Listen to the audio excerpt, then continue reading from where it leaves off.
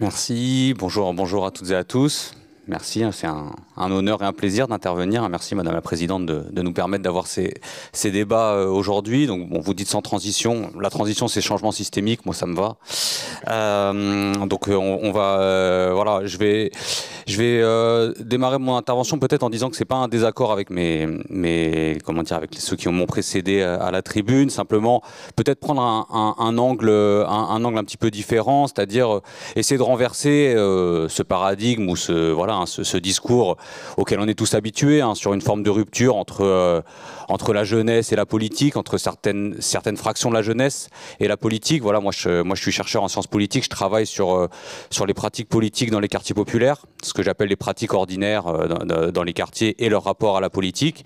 Et dans un premier temps, je vais vous faire part un petit peu de ces recherches, et notamment du concept de streetologie qui ressort un peu de ces recherches. Et puis dans un second temps, j'essaierai de vous dire comment, du point de vue d'un engagement politique ou d'un engagement associatif, j'essaye entre guillemets de traduire ces réflexions. Voilà, au début, il n'y avait que l'aspect recherche, mais après une discussion avec Joël Bordet, j'ai dû recadrer un petit peu mon intervention et parler peut-être un petit peu plus de ce qu'on essaye aussi de faire dans la pratique. Alors, renverser ce paradigme de la rupture, c'est vrai que moi, en travaillant sur les rapports entre les pratiques politiques ordinaires dans les quartiers et la politique, j'ai dû me confronter à ce fameux constat du rendez-vous manqué entre la gauche et les quartiers, de ce constat de dépolitisation des quartiers populaires. Et c'est vrai que je me suis rendu compte que c'était aussi un refrain qui était répété comme ça, mais quand on le confronte à la réalité notamment de la réalité politique contemporaine de la France, c'est un constat qui est relativement faux, c'est-à-dire que depuis les années 1980, les quartiers populaires, et notamment la jeunesse des quartiers populaires, est extrêmement actrice du jeu politique, tant à l'échelle nationale qu'aux échelles locales. Moi, je m'intéresse un peu plus aux échelons locaux. Il suffit de regarder les élections municipales dans tout un tas de villes populaires, notamment depuis le début des années 2010, pour voir que de nombreux jeux politiques locaux sont aujourd'hui extrêmement influencés par ce qui se passe dans les quartiers populaires, et notamment par le vote des jeunes des quartiers populaires. D'ailleurs, quand on observe le comportement de ceux qui sont au pouvoir dans ces villes, on se rend compte que les gestes, et moi je trouve que parfois ces gestes, ils sont tellement appuyés qu'on se doute de leur sincérité, mais en tout cas les gestes en direction de la jeunesse, et notamment la jeunesse des quartiers, ils manquent pas.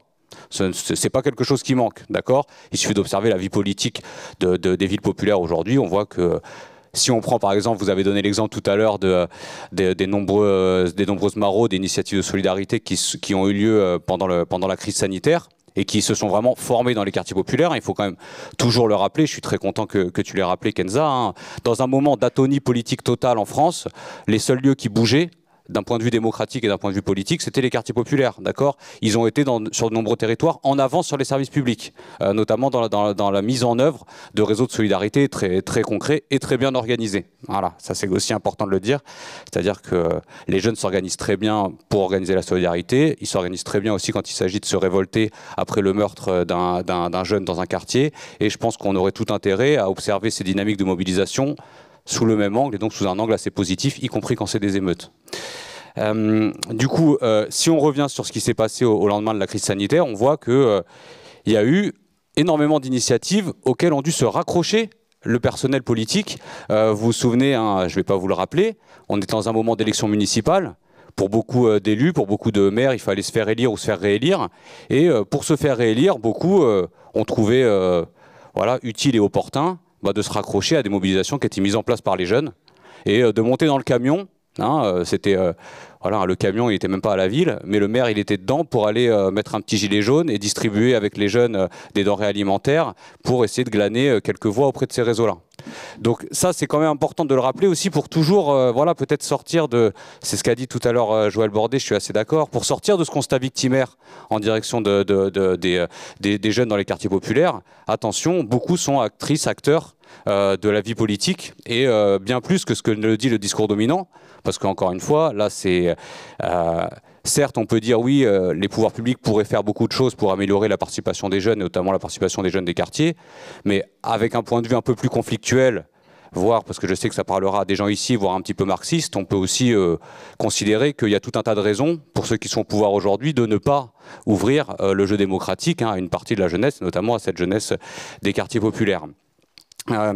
Du coup, en contournant ce paradigme de la rupture, c'est comme ça que j'ai façonné ce concept que j'appelle streetologie. Bon, on pensera ce qu'on voudra de cet usage du mot street. Voilà, on a le droit de trouver ça un peu ridicule. Moi, j'ai employé ce mot-là parce que j'ai retrouvé ce mot-là dans une note de terrain d'un sociologue qui s'appelle Loïc Vacan, que vous connaissez peut-être, qui a fait une grande enquête dans les quartiers populaires de Chicago. Et il raconte qu'un jour, dans une interaction avec des habitants du quartier, parce qu'il faisait une immersion dans une salle de boxe du quartier, ils lui ont dit en rigolant, on va te donner un diplôme de streetologie parce que tu t'en sors bien dans le quartier, tu te fais pas racketter alors que tu es blanc, etc. Et du coup, c'est vrai que je suis parti de ça en me disant, mais c'est vrai que la streetologie, c'est, bon, au-delà du côté un peu survie dans un quartier, bon, ça c'est un seul versant, mais c'est aussi tout un socle de compétences qui ont aussi rapport avec l'engagement pour le collectif et l'engagement civique. Voilà. Et donc j'ai tiré le fil de ce concept de streetologie en essayant de montrer que les valeurs de la street, je pense qu'on en a eu de beaux exemples dans les prises de parole des jeunes tout à l'heure, hein, c'est-à-dire que la rue, l'espace public des quartiers populaires, donc moi ce que j'appelle la street dans mes recherches, ça porte tout un tas de valeurs, de rapports aussi très contradictoires aux institutions. Moi, je ne crois pas du tout que dans la street, on ne croit plus à la politique. Au contraire, je pense qu'il y a une aspiration très forte encore à participer aux jeux politiques, à être reconnu. Il y a des velléités aussi de participation aux jeux politiques qui se répètent et qui sont d'ailleurs très souvent invisibilisés par le champ politique. Mais du coup, voilà, ce concept de streetologie, moi, il me permet d'essayer de regarder dans un même cadre les dynamiques de mobilisation dont ont parlé les jeunes tout à l'heure, des dynamiques de solidarité. Voilà, ce grand mot solidarité qui est le grand mot de la gauche. Aujourd'hui, quand on discute avec des jeunes dans les quartiers, c'est le premier mot qui revient quand on leur demande ce qui les motive au quotidien. On n'a même pas besoin de parler du mot politique, mais le mot solidarité, c'est le mot qui ressort le plus, moi, dans mes entretiens, sur le rapport des jeunes à leur quartier, à leur environnement. Et voilà, et ça, enfin... Je sais plus, tout à l'heure, il y a une intervention qui m'a parlé en disant, quand c'est le petit jeune du quartier de l'Alma, excuse-moi, je me souviens plus ton prénom, mais voilà, il y a eu ce mot que j'aime bien, tu dis, voilà, c'était automatique. En fait, le réflexe de solidarité, il est automatique. Bah, cette automaticité, en sciences sociales, on appelle ça une récurrence, d'accord? C'est comment ça se fait qu'un phénomène, il se reproduit. S'il se reproduit, c'est pas un hasard, ça tombe pas du ciel. C'est qu'en fait, il y a des logiques sociales dans les quartiers populaires qui produisent cette automaticité-là. Et voilà, ce qui est très intéressant quand on travaille sur les quartiers, c'est notamment de montrer que, par exemple, le facteur religieux, il fait partie de cette logique sociale. Mais ce qui est intéressant, c'est de remarquer à quel point, justement, il se marie à tout un tas d'autres motifs qui ne se contredisent pas.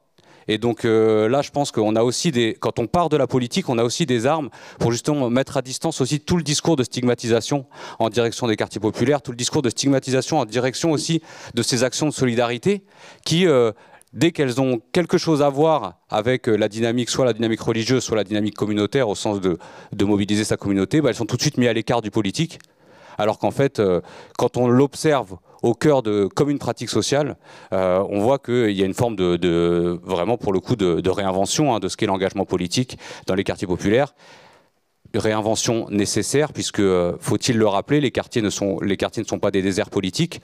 En revanche, ce sont des quartiers désertés politiquement. Et ça, il suffit de voir la composition de n'importe quelle section d'une organisation politique du champ traditionnel où il n'y a personne des quartiers populaires. Donc, et pourtant, on l'a assez dit autour de cette table, l'engagement au quotidien dans les quartiers, il est observable pour n'importe qui qui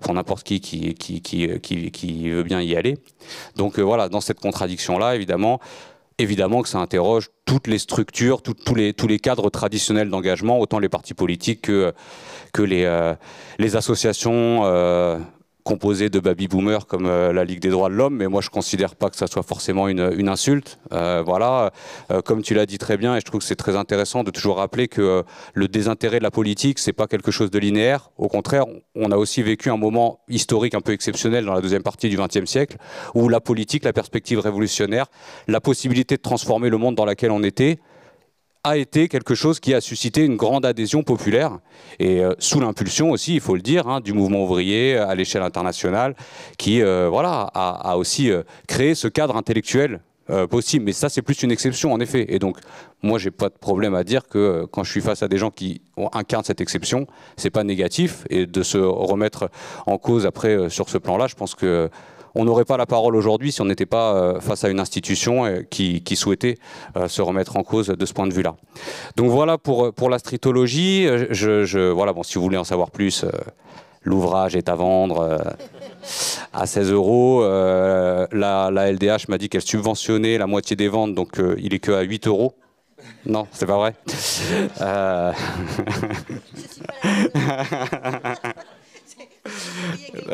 D'accord.